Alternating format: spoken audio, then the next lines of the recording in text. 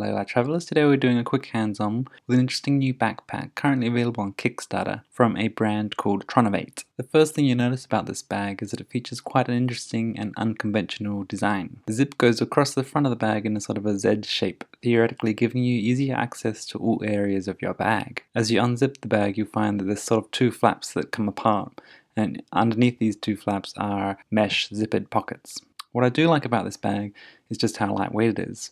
It comes in at around 300 grams or 10 ounces and is water resistant but not fully waterproof. A few other useful features that it has are a sternum strap, adjustable straps, built-in dry bag, 2 drink bottle pouches and several internal pockets. In terms of pricing, it is quite affordable with a retail price of about $90 US. In terms of real-world use, I found parts of the design a bit awkward in practice.